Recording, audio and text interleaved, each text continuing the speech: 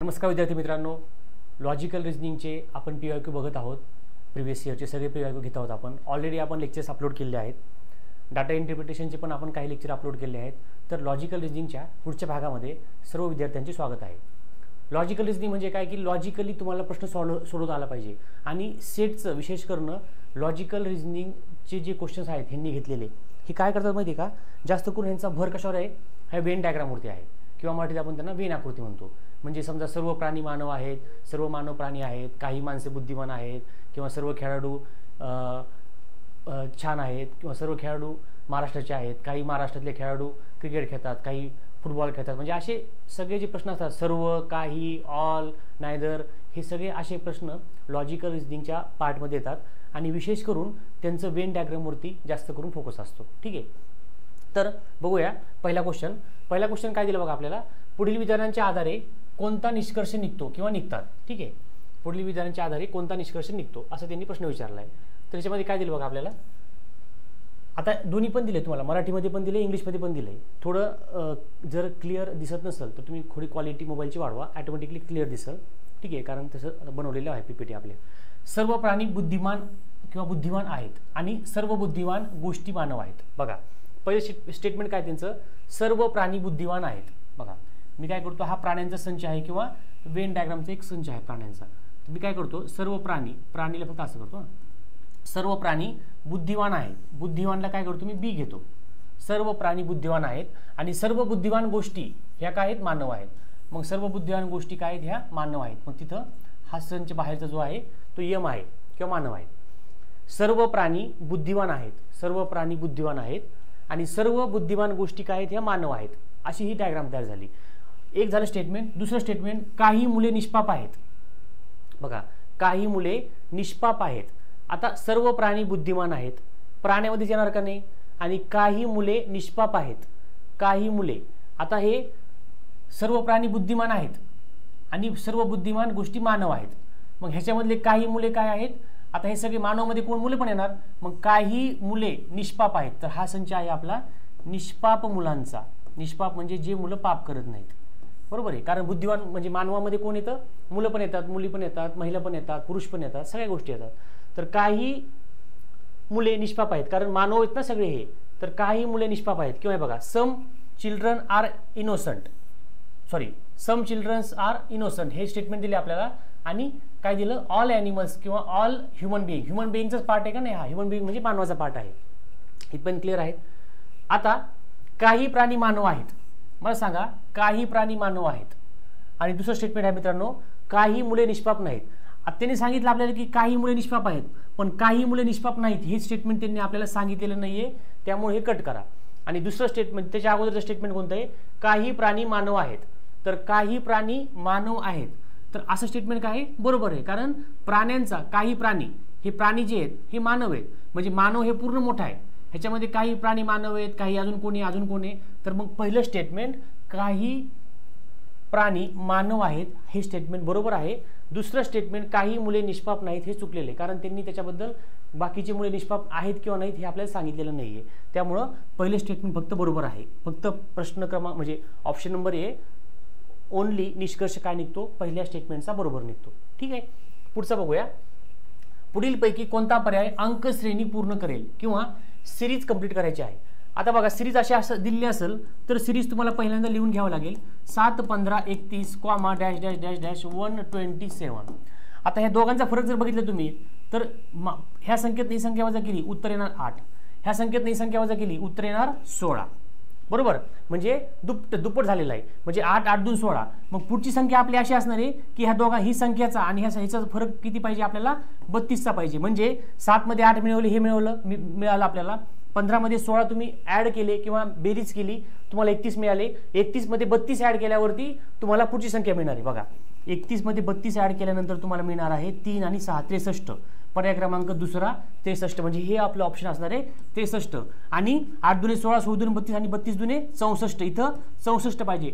63 आणि 64ची बेरीज केली तर पुढचं आपलं उत्तर यायला पाहिजे, जेणेकरून सिरीज कंटिन्यू आहे. बघा करून 3 आणि 4 7, 6 आणि 6 12. म्हणजे आपण जे 63 चूज केलेलं आहे किंवा आपण जे 63 निवडलेलं आहे ते अगदी योग्य आहे. याचा अर्थ काय, दुपटीनं फरक वाढत चाललेला आहे. किंवा 8चा पाडा म्हणजे दुप्पट, सॉरी 8 दुणे 16, 16 दुणे 32, 32 दुणे 64. तर मी काय केलं, हे मला माहिती होतं डिफरन्स समजला, 8 दुणे 16 आहे, मग पुढे 16 दुणे 32 असेल, म्हणून मी हे दोघांची ॲडिशन केली, उत्तर आलं 63 किंवा 63. ठीक आहे. नेक्स्ट क्वेश्चन बघा, पुढीलपैकी कोणता पर्याय श्रेणी पूर्ण करेल. सिरीज दिलेली आपल्याला बघा, BDF, HJL, dash dash dash WYA. ठीक आहे. आता जर तुम्ही जर व्यवस्थित जर रित्या जर सिरीज बघितली, बरोबर आहे. आता मला सांगा B आणि हा H ह्या दोघांमध्ये पहिला अक्षर आणि पहिल्या अक्षरामध्ये कितीचा फरक आहे. बघा, B CDEFGH 6व्या नंबरचा अक्षर आहे. B पासून H कितव्या नंबरचा अक्षर आहे मित्रांनो, 6व्या नंबरचा अक्षर आहे. आता D पासून J कडे जा, DEFGHIJ हा पण 6व्या नंबरचा अक्षर आहे, म्हणजे +6 आणि F पासून L कडे जा, F पासून L कडे ABCDEFGHIJKL 6व्या नंबरचा अक्षर आहे, म्हणजे सगळीकडे 6व्या नंबरचं अक्षर आहे, 6 ने ऍड होत आहे. बरोबर आहे. आता पुढे मग काय होणार आहे, 6 ने ऍड झालं. आता पुढचं पण काय करू आपण, हे H पासून पुढे जाऊया, मग 6 ऍड करा, ABCDEFGHIJKLMN. तर N ने सुरू होणारी सिरीज आहे का कुठे, इथं आहे 2 ठिकाणी. बरं, ठीक आहे. नंतर J KLMNOP, बरं हे पण आहे, NP पण आहे. आणि L ABCDEFGHIJKL MNOPQR म्हणजे R पण आहे. पण पुढची सिरीज मॅच होती का, तर पुढची सिरीज जर आपण घ्यायला गेलो, 6चा फरक बघा बरं. आता समजा जर आपलं उत्तर NPR आहे असं मला वाटतं, पण ह्याच्या जर पुढची सिरीज आपल्याला ऍड करायची, म्हणजे N पासून पुढचा अक्षर W 6वा आहे का, NOPQRST नाहीये, 6वा अक्षर मित्रांनो T येतं, त्यामुळं हा पर्याय होत नाही, हा पर्याय होत नाही. मग मी काय करतो, H पासून पुढचं 7वं अक्षर घेतो, H ABCDEFGHIJKLMNO कितवा काय आलं, O आलं.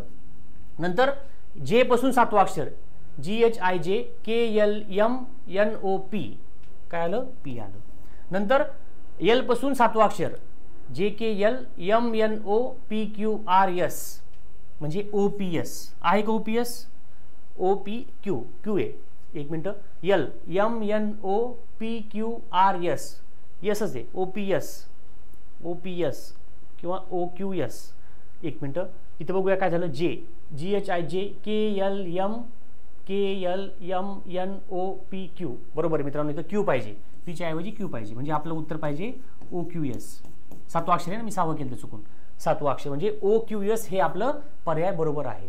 का बरं, बघा, म्हणजे ह्या दोघांमध्ये 6चा फरक आहे, ह्या दोघांमध्ये 7चा फरक आहे आणि ह्या दोघांमध्ये 8चा फरक आहे, तेव्हा ती सिरीज कुठे मॅच होते. आणि मग अशी हे उत्तर कशामुळे आलं आपलं, मी काय केलं तर मला वाटलं की सगळी सिरीज 6-6च्या फरकानेच आहे, मग 6-6च्या फरकाने घेत गेलो, पण हे आणि हे पुढचं मॅच झालं का, ते पण आपलं बघण्याचं कर्तव्य असतंय, पुढचं मॅच होत नाहीये. म्हणून ह्या दोघांचा फरक 6चा, ह्या दोघांचा फरक 7चा आहे आणि ह्या दोघांचा फरक 8चा आहे. काय आहे, 8चा फरक आहे. ठीक आहे. इन अ कोड लँग्वेज किंवा एका सांकेतिक भाषेत ट्रेन हा शब्द SSZJM असा लिहितात, तर त्याच भाषेत स्टडी हा शब्द कसा लिहिला जाईल. आता यासाठी मित्रांनो आपल्याला ABCD पहिली लिहून घ्यावं लागेल. बघा मी काय म्हणतो, मला ABCDEFGHIJKLMNOPQRSTUVWXYZ 1 3 5 7 9 11 13 14 16 18 20 22 24 आणि 26. तर एवढे अक्षर दिले. आता ट्रेनला टीच्या ऐवजी ट्रेन हा शब्द SSZJM असा लिहितात. बघा ट्रेन, मग टीच्या अगोदर मला सांगा, टीच्या अगोदर काय आहे, टीच्या अगोदर कोण आहे, यस आहे, म्हणजे पहिलं अक्षर काय केलं मित्रांनो, बघा TRAIN मी लिहून दाखवतो तुम्हाला, आणि त्याला कसं लिहितो आपण SSZJM बरोबर. आता टीच्या अगोदर यस आहे म्हणजे इथं काय केलं, -1 घेतलं.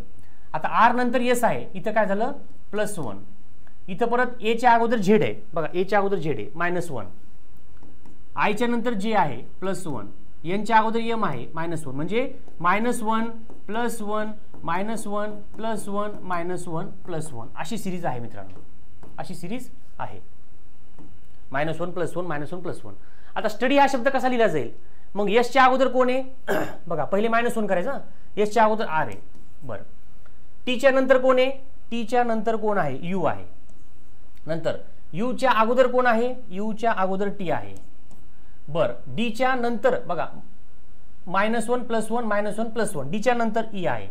तर RUTE वाला ऑप्शन आहे का, RUTE वाला ऑप्शन एकच आहे, बरोबर. आणि शेवटी वायच्या अगोदर एक्स आहे, म्हणजे हे √x असं प्रश्न किंवा उत्तर आलं आपलं आलेलं आहे.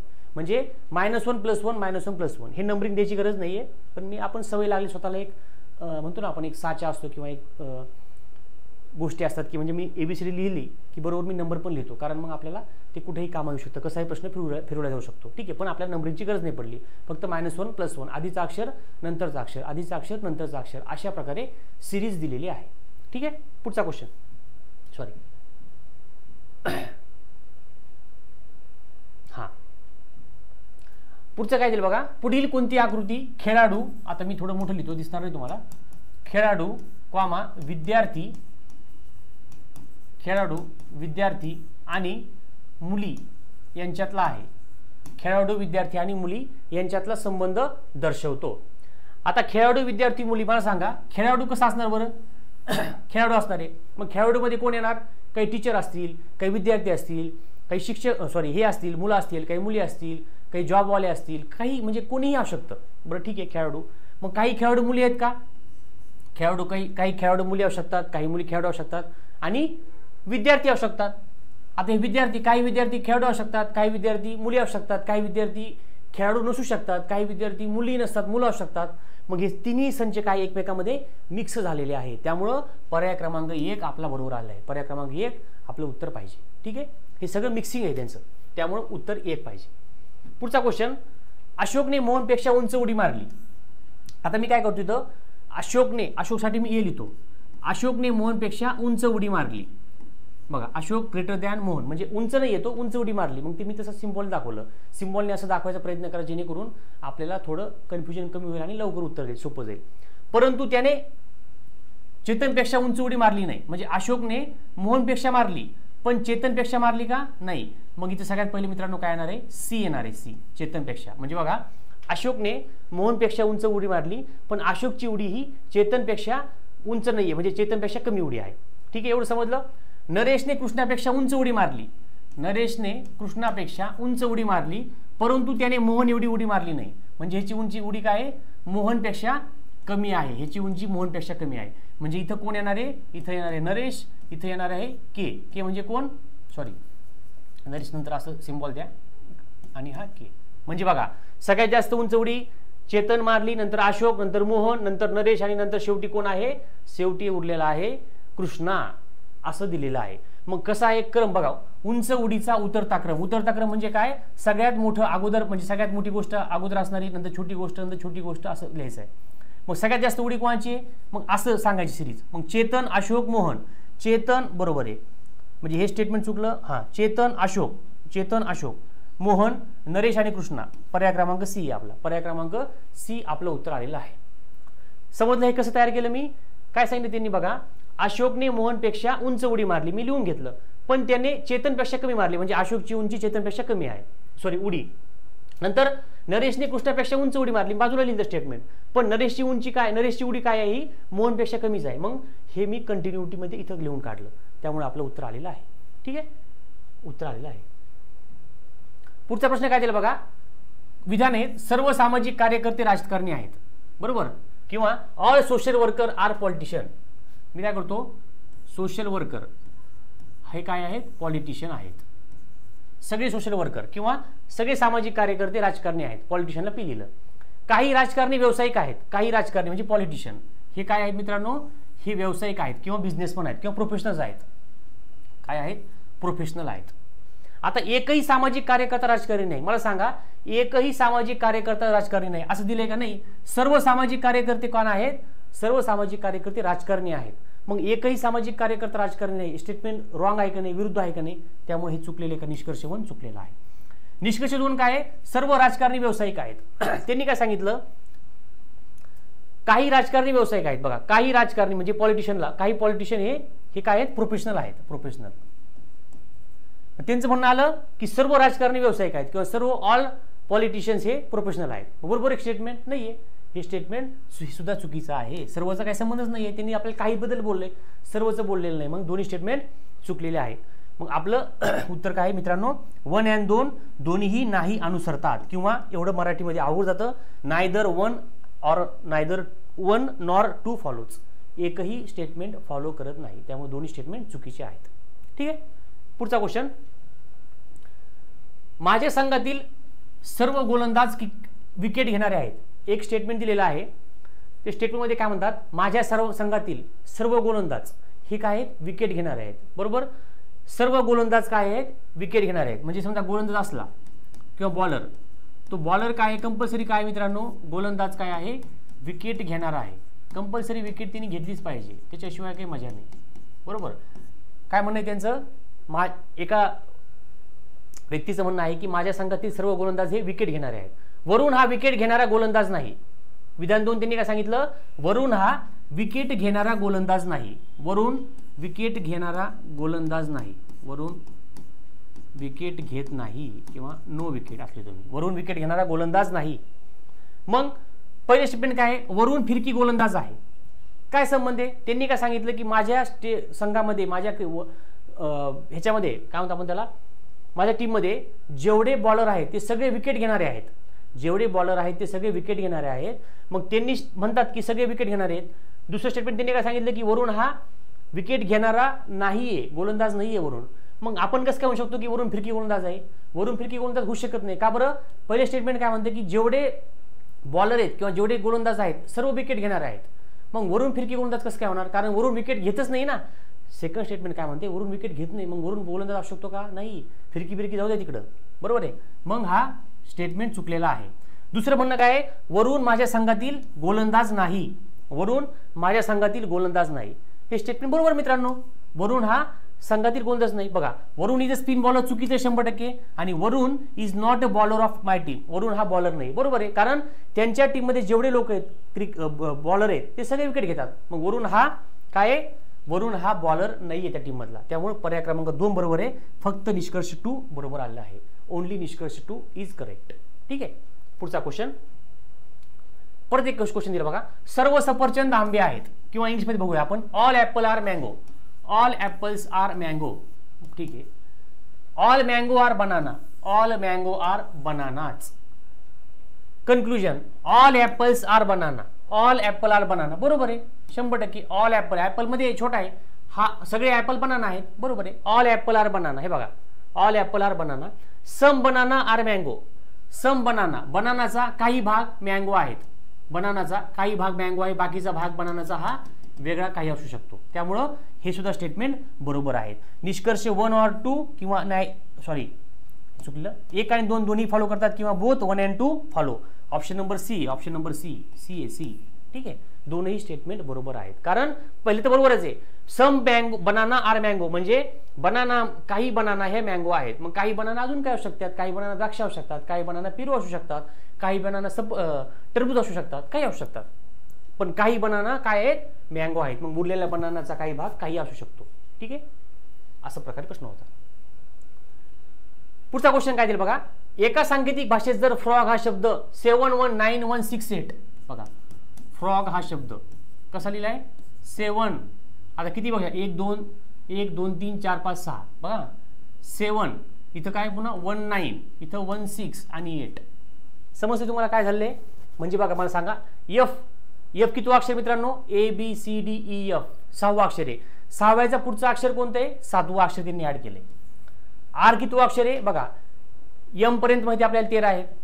एम NOPQR 13 आणि 5 18. आर हे आपला अक्षर आहे 18वं, त्याच्या पुढची संख्या त्यांनी घेतलेली आहे. 18च्या पुढे कोण आहे 19 घेतलेला आहे. ओ किती अक्षर आहे, एम म्हणजे 13, NO 14 15, ओच्या पुढचा 15च्या पुढे कोण आहे 16वा अक्षर त्यांनी घेतलेलं आहे, 16 घेतले. म्हणजे ही जी संख्या दिलेली आहे त्या संख्याचा ABCD मधला जो क्रम आहे त्याच्यामध्ये एक मिसळा किंवा एक ऍड करा, तुमचं उत्तर येऊन जाईल. मग आता पुढचं कसं सोडायचं, ट्रिप बघा TRIP. आता मला सांगा ट्रिप टी किती अक्षर आहे, आता आर किती अक्षर आहे मित्रांनो, ह्याच्यानुसार आर 18वा अक्षर आहे, आपण बघितले 19व नाहीये, आर 18वा अक्षर आहे. मग RST म्हणजे 19 20, टी हे अक्षर 20 नंबरचं आहे, पण त्याच्यामध्ये आपल्याला ऍड करायचं आहे बघा, टी हे अक्षर 20 नंबरचं आहे, पण त्याच्यामध्ये आपल्याला एक ऍड करायचं आहे, मग आपलं उत्तर पाहिजे 21 पासून सुरू व्हायला पाहिजे.